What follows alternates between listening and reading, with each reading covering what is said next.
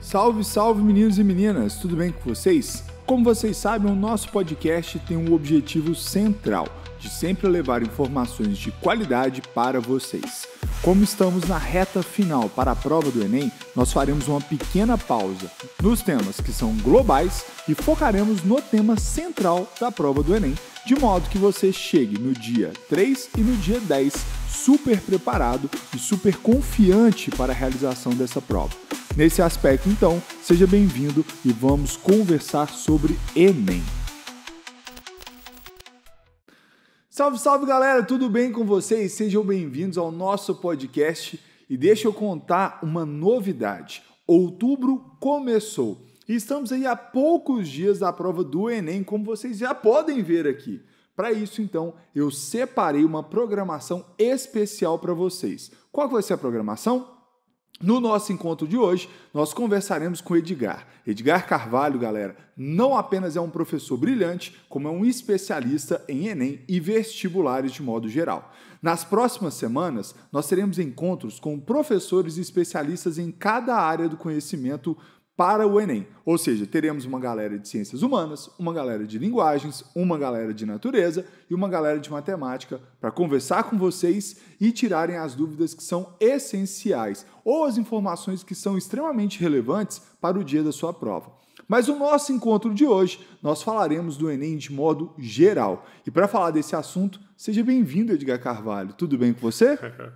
Olá, Davi. Tudo bem? Olá, pessoal. Tudo bem com vocês? E aí, um mês do Enem? Um mês do Enem já é um pouco menos, né? Porque hoje é dia 7. Exatamente, menos de um mês para o Enem. Galera, vou apresentar o Edgar rapidamente para vocês. O Edgar Carvalho é professor de Geografia. Além de professor de Geografia, ele é conselheiro pedagógico aqui no Genoma e, como eu disse a vocês, ele é extremamente inteligente, competente e conhecedor de vestibulares de modo geral. Se você tiver qualquer dúvida, pode ter certeza, esse homem conseguirá te responder. Por isso ele está aqui hoje para conversar com vocês sobre algumas dúvidas que são normais nesse momento que antecede a prova. E dentro dessas dúvidas, Edgar, você já está assim, acostumado com os alunos te perguntarem muitas coisas. Qual foi a pergunta, talvez assim, mais curiosa que você já escutou pré-prova? Ixi, a mais curiosa? Vamos lá. O tipo de caneta para levar, isso eu já escutei. E é uma informação simples, né? Se pode levar a garrafa de água, isso também já escutei. Mas o se dá tempo, eu acho que talvez em função da conversa seja o mais relevante. Então, assim, o se dá tempo, se vai fazer, que tipo de estudo vai fazer nessa reta final, se o Enem tem peso, essa é uma ótima pergunta, se o Enem tem peso. TRI, essas coisas. Então, assim, já teve de tudo. Inclusive, gente, o Enem é um tema tão complexo que nós poderíamos fazer várias sessões de aulas, né, de podcasts com o Edgar, para falar sobre TRI e assim vai. Mas como nosso foco é a prova que está chegando, você comentou aí, Ed, sobre se vai dar tempo de estudar até chegar à prova. E aí você falou sobre também algumas angústias que estão relacionadas aos estudos. E a pergunta é bem simples. Existe uma forma melhor de se estudar nessa reta final? Bom, vamos lá. Eu acho que existem algumas coisas que a gente precisa esclarecer. Eu sei que eu vou dizer uma coisa aqui que talvez algumas pessoas, ao escutarem, vão se sentir um pouco desconfortável. Ninguém dá conta de estudar tudo para o Enem. Então, verdades difíceis de serem digeridas. E também de serem ditas, porque o estudante, às vezes ele pensa assim, eu preciso estudar tudo de todos os componentes para a prova. Bom, vamos lá. Primeiro que o conteúdo que está disposto na matriz de referência do Enem, ele é, às vezes, menor do que aquilo que é dado no ensino médio, mas ele é extremamente longo. Então, a primeira coisa é, você tem um grande volume de conteúdos que precisa ser estudado. Então, dá tempo de estudar tudo? Não dá. Principalmente se o estudante deixou para começar a preparação dele depois que saiu o resultado do SISU 2024 e ele só começou lá por fevereiro e março. Então, se a gente pegar fevereiro, março, a gente tem 9 meses. Então, primeira coisa é aceitar. Não dá tempo de estudar tudo. O que também não significa que também não vai estudar nada. Perfeito. Porque senão não dá tempo de fazer o todo e às vezes também não se faz o mínimo necessário. Então, aceitar que nenhum estudante, nenhum também é exagero, mas vamos lá, 98% dos estudantes, em algum momento vai ter que abrir mão de alguma coisa. Não dá para pegar, por exemplo, a grade de biologia inteira, estudar ela inteira, vai ser preciso abrir mão de alguma coisa em algum momento, em função do tempo. Outro erro que não chega a ser um erro, mas uma repetição de uma incoerência que acontece, é que percebendo que não dá para estudar tudo, o estudante começa a fazer escolhas. E aí ele abre mão de alguns conteúdos. E geralmente ele abre mão de conteúdos que são contraditórios, né? E existe uma outra questão. Por exemplo, vamos lá, uma questão bem prática, assim. O estudante, ele quer ser um acadêmico de medicina. E ele coloca na cabeça que ele precisa saber tudo de biologia para que isso ocorra. Bom, eu sei que é frustrante dizer isso, mas a biologia sozinha ela não aprova ninguém por meio do Enem e do SISU na UFMG. Então é mais fácil, às vezes, ter uma concepção de talvez eu não dê conta de estudar tudo da biologia, mas não abrir mão de nenhum componente, estudar minimamente todos os componentes, do que ser um expert em um único componente. Edgar, mas eu vou fazer prova de vestibular aberto que exige um conhecimento de biologia aprofundado. Tá, isso só vai acontecer nos vestibulares. No Enem isso não vai acontecer. Porque a prova de biologia do Enem é a mesma para quem faz medicina, para quem faz psicologia, para quem faz história, para quem faz geografia. Então, não dá para priorizar de acordo com a carreira que se quer ter. É preciso entender que a prova do Enem ela é uma média, a nota final é uma média de 5 provas, e não de 4, como as pessoas imaginam, de 5 provas. E dentro de cada uma dessas provas você tem determinados componentes curriculares, que tem ali o seu volume de questões dentro daquela área de conhecimento, e que ao abrir mão, por exemplo, um indivíduo que abre mão de artes na prova de linguagens, do tipo, eu não vou estudar artes, ele está jogando fora pelo menos 4 questões na prova, que certamente estão na prova. Não, eu não vou estudar filosofia. Bom, eu não vai estudar filosofia, eu não quero estudar filosofia, eu não gosto de filosofia. Ele está assumindo que ele está jogando fora 7 ou 8 questões, né, itens da prova de ciências humanas. E às vezes por escolhas. Às vezes são escolhas baseadas no gosto e não na necessidade. Por isso que eu falei que era incoerente, às vezes, né, as escolhas. Não vou estudar filosofia porque filosofia não é um conhecimento necessário para a minha área de atuação profissional no futuro, daqui a 4, 5 anos ainda. Essa é fácil de responder, né? Cara, primeiro você precisa passar. Exato. Então, para você ter uma carreira profissional, você precisa primeiro ser aprovado. E essa aprovação, ela passa por um desempenho numa prova que exige que você tenha um mínimo de conhecimento de todos os componentes. Então não dá para abrir mão, não dá para simplesmente falar assim, eu vou abrir mão de filosofia e vou me dar bem. Não dá para ser assim. Talvez valha a pena abrir mão de se estudar um pouco menos aquilo que é paixão e entender que existe necessidade. Sim. Porque ser apaixonado, como por exemplo a galera da engenharia, apaixonado por matemática, engenharia física, mas que a filosofia ela vai fazer diferença, sabe? Quando você, por exemplo, eventualmente, vamos pensar na engenharia. Todo mundo da engenharia, teoricamente, vai ter um bom desempenho em matemática, mas nem todos terão em humanas. Perfeito. Nem todos terão nas linguagens, por exemplo. E considerando o número de inscritos, né, no Enem, esse ano deve bater... Essa dica é valiosa, hein, Ed? Entender, porque assim, é abrir mão da paixão e entender a utilidade. Por exemplo, eu sou das ciências humanas, naturalmente eu sou de ciências humanas. É óbvio que eu vou ter muita afinidade com história, com geografia, com filosofia e sociologia. Beleza, mas isso você, que também é de história, também tem. Isso nos torna iguais. E aí, numa competição em que eu tenho um número X reduzido de vagas, em que eu preciso me destacar ou me distanciar de você, o que vai fazer diferença não é O que a gente a olha em humanas. comum. Não é humanas. O que vai fazer diferença é assim, tipo, será que o Davi saca mais de natureza que eu? Será que eu domino mais a matemática que o Davi? Então, essas são escolhas às vezes. Mas é bom deixar claro, assim, eu não estou dizendo não deixe de estudar o que você gosta. Não é isso. Apenas entenda que o que você gosta, naturalmente você vai ter prazer em fazer, em estudar. Mas existe a necessidade de estudar aquilo que não é prazeroso às vezes. É entender que está num jogo, né? Sim. E se está num jogo, você tem que entender a regra do jogo. E às vezes a regra do jogo está exatamente em se diferenciar, não daquilo que é a sua força, mas daquilo que talvez seja a fraqueza.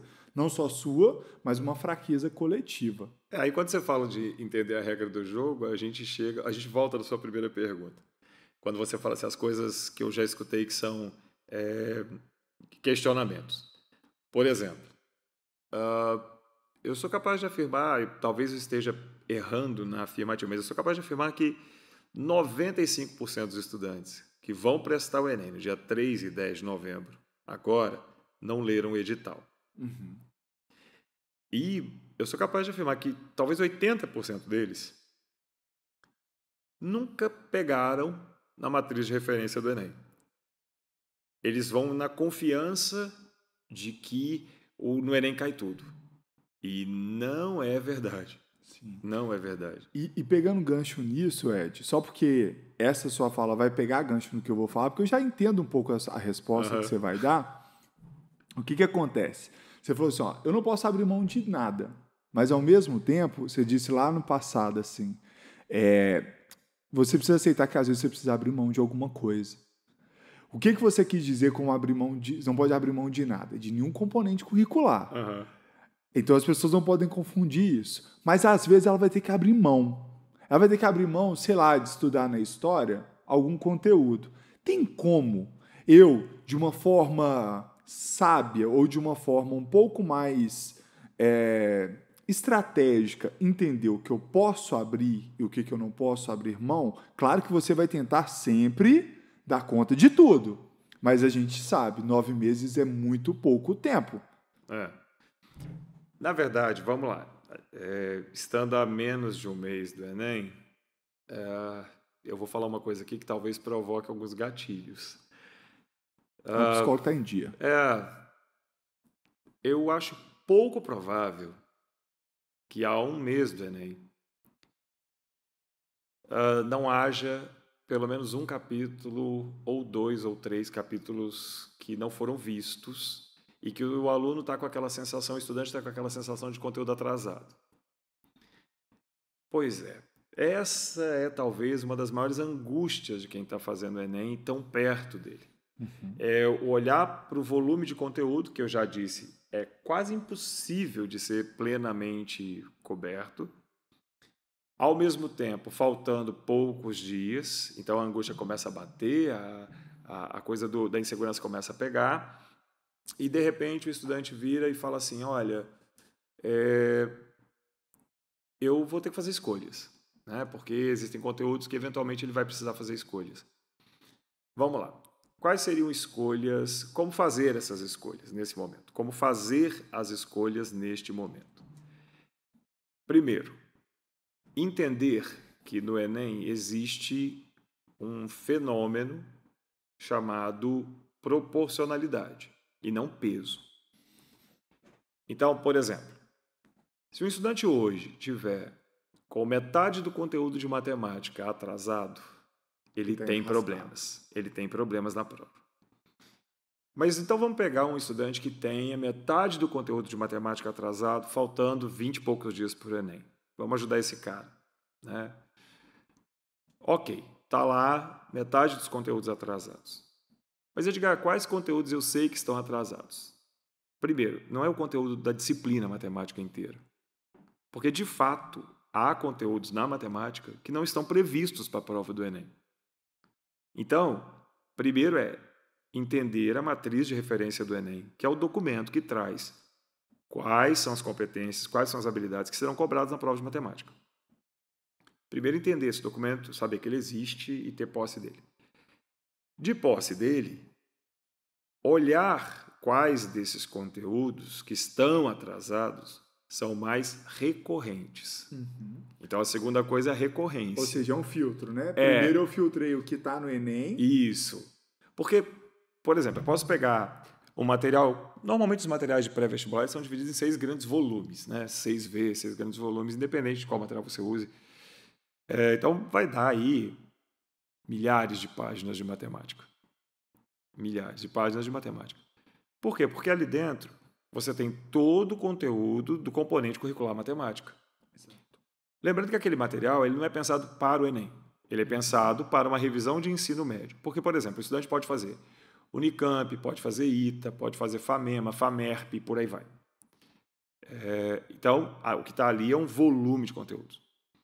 E aí, então, a primeira coisa é, pego o conteúdo, pego a matriz de referência do Enem, faço um checklist ali daquilo que está previsto nela.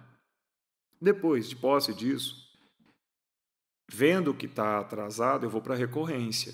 Recorrência significa o quê? Aquilo que eu vou achar na prova do Enem.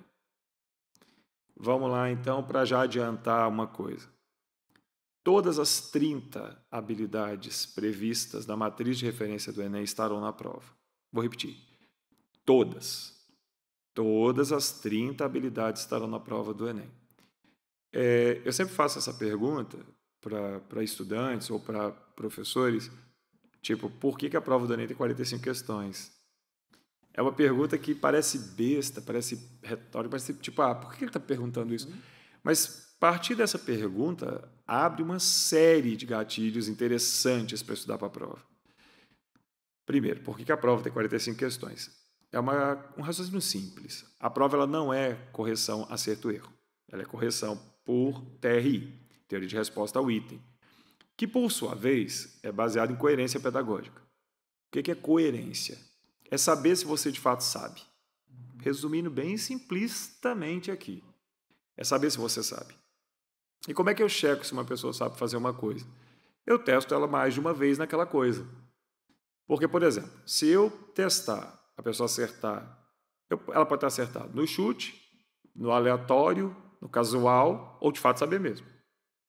Se eu testo a mesma coisa 2 vezes, se ela acertar 2 vezes, eu tiro o aleatório, eu tiro o fator chute e consolido que de fato é coerente, ela domina aquilo. A matriz de referência de qualquer disciplina, de qualquer área de conhecimento do Enem, de qualquer disciplina não, de qualquer área de conhecimento do Enem, tem 30 habilidades. Para que a TRI seja eficiente, metade dessas habilidades estarão pelo menos 2 vezes na prova. Então, por exemplo, se eu tenho uma competência que ela tem 4 habilidades, significa que vai resultar em 6 questões na prova. Então, quando eu olho para a matriz de referência do Enem, tem lá C1, aí tem H1, H2, H3, H4, significa que eu vou ter 6 questões na prova, pelo menos. Qual das 4 vai repetir? Isso não tem como prever. É impossível de ser feito. Mas que vão repetir, vão. Então, por exemplo, se vai ser a C1H1 de matemática, que vai ter 2 questões na prova, eu não sei afirmar. Mas que na C1, se ela tiver 4 habilidades, serão 6 questões na prova, isso é fato. Então, se o aluno ele fez lá o deverzinho de casa básico dele, que é, pegou a matriz, comparou com todos os capítulos dele que estão atrasados. E se ele identificou que dentre os capítulos atrasados, exatamente aquilo que é previsto nessas 4 habilidades ele não estudou, tem 6 questões que ele está jogando no lixo. Vou dar um exemplo, Ed, que vou puxar a sardinha para nossa área, claro, né? Porque aí, quando você falava, eu estava pensando assim, e às vezes nós professores somos bem... A gente usa das nossas estratégias, né, e tudo mais. Fala assim, gente, eu tenho certeza que essa questão aqui, esse tema vai ter uma prova, vai ter uma questão na sua prova. A gente não faz isso? O divertido é quando fala, você adivinhou a prova. O divertido a gente não adivinhou, isso. não, gente. A gente só fez o trabalho que o Edgar está falando que vocês não fazem, que é ler a matriz de referência. Então, a competência 1 de ciências humanas é sobre cultura. É sobre cultura, patrimônio e fontes históricas. É basicamente sobre isso. Então, todo ano tem uma questão sobre cultura. Todos os anos. A gente não sabe se vai ser a questão 46, 47 ou até o 90, mas que vai estar lá pelo menos uma, vai. Pelo menos vai ter uma. Vai ter uma. Para ser mais sincero, pelo menos 6, como o Edgar comentou. Porque é uma competência. Exatamente. Entendeu? Então vai ter, talvez não vai estar diretamente vinculada à cultura, vai estar vinculada a patrimônio, vai estar vinculada a uma análise de fonte histórica, mas isso não é um conhecimento sobre cultura em si, é uma habilidade que envolve a temática de cultura. Pode ser, às vezes, Pode ser diversos recortes, diversos contextos. Desde que trate do objeto cultura. Exatamente. Então a gente não adivinha, não. A gente estuda. Eu acho divertido a coisa do pensar assim, nossa, como é que esse cara saca muito, como é que ele adivinhou a prova. Não, ninguém adivinha a prova, não. A gente estuda a prova. Exato. E é engraçado, porque se o estudante começasse a estudar a prova e entender que o Enem ele conta como ele vai ser, ele não conta o que vai ter nele, mas ele conta a estrutura dele. E dando spoiler que não muda até 2027. Então, até 2027 a gente continua com o mesmo formatozinho, bacaninha, né, igual está previsto hoje. Mas, voltando. Então, olhei a matriz, olhei o conteúdo e vi a recorrência. O que é a recorrência? É fazer um levantamento mesmo. Isso você acha na internet facilmente. Uma recorrência daqueles conteúdos que nos últimos 4, 5 anos estiveram na prova. E se eles estiveram na prova nos últimos 4, 5 anos, se eles estão dentro da matriz, se eles fazem parte de um bloco de competências, se está previsto dentro do bloco de competências, dentro das habilidades, dá tempo de estudar, faltando um mês para o Enem. Perfeito. Vou dar um exemplo prático, assim, um exemplo bem, bem tranquilo de entender. E assim, não se assustem no que eu vou dizer agora. Se o seu capítulo de ecologia em biologia não estiver em dia, no dia que você está assistindo esse podcast, você terá problemas na prova de ciências da natureza. Por quê? Bom, primeiro, porque ele está na matriz de biologia. Segundo, porque ele abre uma possibilidade das questões multidisciplinares. Então, ele vai flertar ali com a química, vai flertar com a física e, o que é pior, às vezes ele vai flertar lá com as ciências humanas também. Então, se o seu capítulo hoje de ecologia tiver você não mexeu nele, mexa-se, sabe? Mexa-se, porque vai ter na prova. Vai ter uma questão? Não, vai ter pelo menos 2, 3, 4, 5, podendo chegar a 6. Então, vai ter na prova. Não tem jeito, vai estar lá. Quer ver, eu sempre cito com o pessoal física. E aí o pessoal da física me perdoe a intromissão. Por exemplo... Da física você pede desculpa, da biologia... não, biologia porque flerta com a geografia, mas na física, por exemplo. Caiu ondas na prova de física. Tá? Qual que é a novidade? Você tem uma competência inteira prevendo ondas na matriz de natureza. Exato. Porque assim, as pessoas falam, nossa, esse ano caiu ondas demais. Não caiu de mais ou de menos. Não é sobre isso. É que o número de habilidades vai estar na prova. Se vai repetir mais de uma ou duas, por isso dessa coisa, tem ano que vem 4 de ondas só, tem ano que vem 6 de ondas. É só uma variável das escolhas que o INEP fez para montar a prova. Mas que vai ter questão de onda, vai. É obrigatório ter. É obrigatório ter. Se não colocou, você vai entender. Talvez eles não, porque... Por exemplo, a gente teve um período do Enem recente que o período cívico-militar para alguns e o período ditatorial para outros, o jeito que você vai chamar a escolha, ok? havia um sentimento de ausência dessas questões na prova de história.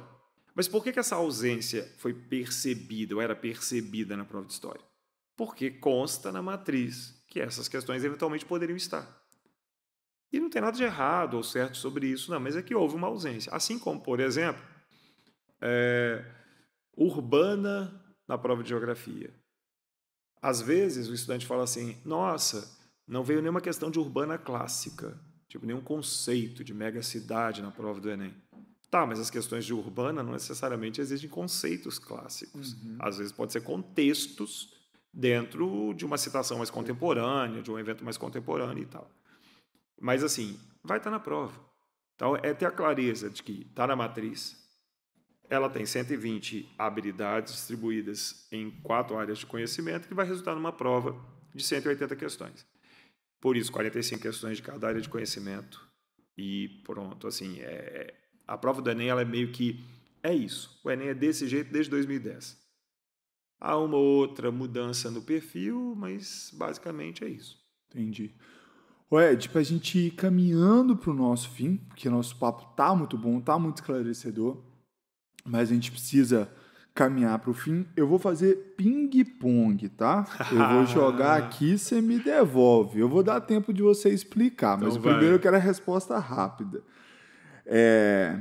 Essa que você já respondeu, né? Que eu ia te perguntar se estudaria para novos conteúdos ou reforçaria os conteúdos antigos. Você já explicou, vai depender da circunstância do estudante. Depende do estudante, por exemplo. E do conteúdo. Se você está com a grade relativamente em ordem, sei lá, de química, e tem mais 2 capítulos pela frente e que vai dar tempo de acabar, termine eles. É ótimo. Termine Faz eles. sentido, né? Exatamente. Agora, se forem 2 capítulos que tem pela frente, que a recorrência é muito baixa no Enem e o nível de dificuldade é muito alta, cara, abre mão. Abre mão. Se for uma coisa de química absurdamente que você... Porque assim, o difícil e fácil é pessoal, né? Se para você, enquanto estudante, é algo que de fato representa uma dificuldade e a recorrência é muito baixa no Enem, abra mão. Às vezes é melhor focar vai focar em coisas que são mais recorrentes e com nível de dificuldade mais baixo, porque o acerto é mais fácil. Exato. E aí, ping-pong. Lista de exercícios ou revisão de conteúdo? Ambos. Apertei. Ambos. É bom fazer a seguinte memória. O exercício, ele te dá um diagnóstico. Um diagnóstico acerca de conteúdos. Exato. Porque eu faço a seguinte pergunta sempre. Se você optou por ser um estudante, resolvedor de questões, e ao final não der certo, como é que você estuda de novo? Exato. Porque, na verdade, o que fazer exercício traz é um diagnóstico. Exato. Porque se você tem o domínio do conteúdo, o exercício ele vai vir naturalmente o acerto dele. Lembrando que, com relação aos exercícios, existe uma outra coisa que precisa levar em consideração. A linguagem. O estudante ele precisa treinar os exercícios, mas entender que se ele está compreendendo a linguagem dos comandos que estão sendo dados. Porque só resolver exercício por resolver exercício não significa que você entende de fato se aquilo mudar o contexto, mudar a linguagem. Então, experimentar. Por exemplo, você está estudando juros. Uma questão do Enem, outra questão do Enem, uma questão do Unicamp. Para ver que é bem diferente. Se variar a linguagem, se você tem o domínio do conteúdo. Se funcionar bem, beleza, show de bola. Aí é uma escolha pessoal. Mas exercício precisa de conteúdo. E conteúdo sem exercício exatamente. Não é eficiente. Aí é uma escolha. E agora, último ping-pong. Descanso agora ou dar uma intensificada? Descansar eu acho fundamental. Mas eu acho que é fundamental nos dias mais próximos. Por exemplo, eu digo sempre, na sexta-feira, véspera do Enem, nos 2 dias, sexta-feira, véspera do Enem, delete qualquer tentativa de aprender coisa nova. Vai aumentar a ansiedade, vai aumentar o sentimento de despreparo. Sexta-feira, véspera do Enem, lá no dia 1º de novembro, 6 horas da tarde, eu sei que é difícil. Fecha o livro, fecha o caderno e vai fazer alguma coisa que te faz bem, vai descansar. Até lá, se você é aquele aluno que já tem um ritmo, que já mantém um ritmo, que já tem uma organização, mantenha esse ritmo, essa organização. Talvez ir desacelerando um pouco, se já tiver aquela sensação de que já fiz um bom trabalho. Aquele estudante que acha que precisa dar um fôlego, ele tem que tomar cuidado, porque pode resultar num cansaço que resulte numa queda de desempenho dele. Um overtraining do esporte. Exatamente. Ele pode chegar muito, muito pilhado para a prova. E aí a questão emocional, a questão de aceitar que ninguém fecha a prova do Enem, precisa estar claro também. Então, assim, vai depender. Eu acho que na véspera, tipo sexta-feira, 6 horas da tarde, véspera do Enem, acabou. Sei lá, vai tomar um sorvete, vai para a missa, vai para o culto, vai dormir o sábado todo, sei lá, vai passear com o cachorro. Próximo de alguém que te dê paz, né? Isso é importante. Evite os grupos dos seus amigos que vão fazer Enem junto com você, porque, né, se tiver um pilhado lá no meio, a coisa pode pilhar para todo mundo. Então, evite isso. No dia do Enem, obviamente, a rotina do Enem, normal. E, por gentileza, não pergunte depois do Enem como a pessoa foi. Ainda mais se tiver entre a primeira prova e a segunda. E outra coisa, gente, importantíssima, hein? Gabarito é só o gabarito do INEP, tá, gente? Assim, não desesperem, não. Isso é divertido. Não se desesperem. É óbvio que você pode usar gabaritos extraoficiais para se orientar, mas não se desespere. Existe um gabarito oficial que é o do INEP. E outra coisa, né? E é válido, tá, gente? Gabarito extraoficial, para quem tem mais ansiedade, é válido. É válido, mas você tem que tomar cuidado porque pode ser um grande gatilho também, né? Porque, assim, você pode achar que está indo muito mal, só que você não tem a relação com as outras pessoas todas. Então, talvez uma prova que para você pareceu mais difícil para mais pessoas, e não apenas para você. Exato. Lembrando que a correção não é acerto-erro, correção é desempenho. Então, é coerência. Então, assim, é lidar com isso. Nesse momento, lidar com isso. Queria te agradecer muito pela presença. Foi fantástico. Temos aí praticamente 30 minutos de conversa que eu não tenho dúvidas. Todos os estudantes que se dedicarem a entender um pouco do que nós conversamos aqui, eles terão esses próximos 28 dias aí para a prova, um pouco mais de 28 dias, na verdade, eles estarão, então, com uma caminhada mais orientada. Essa é a palavra, né? E aproveitando, né, o embalo aqui na instituição, as 2 semanas que vão anteceder o Enem é para ficar de olho, porque tem coisa boa vindo aí, né? E se é para treinar, tem que treinar com qualidade, tem que treinar sabendo que está sendo treinado, e não apenas fazer exercício aleatório, não é por aí. E lembrando que a prova é uma prova de habilidades, fica a dica. A prova é uma prova de habilidades. Ed, muito obrigado mais uma vez. Quer deixar algum recado final aí para o pessoal? Algum agradecimento? Obrigado pelo convite. Ao pessoal, vai dar certo. Eu acho que é essa a frase. Eu acho que vai dar bom. Vocês se dedicaram, vocês vêm se dedicando, vocês têm mais alguns dias pela frente de dedicação. Vai dar bom. E acredite. Eu acho que é por aí. Eu acho que acreditar é a primeira coisa. Vai ter aquele dia que vai querer dar aquela surtada, ok, tá tudo certo. Faz parte. Mas faz parte, claro, mas que vai dar bom. Acho que é por aí. E janeirão sai o resultado, e aí vem SISU, e aí a estratégia. Aí tem um outro podcast. Aí tem outro podcast. Que é com o Ed explicando como funciona o SISU. Aí tem o SISU. Galera, queria agradecer muito pela participação de vocês. Queria dizer para que vocês compartilhem com os colegas, para que eles também sejam munidos dessas informações, que vocês efetivamente tenham aproveitado.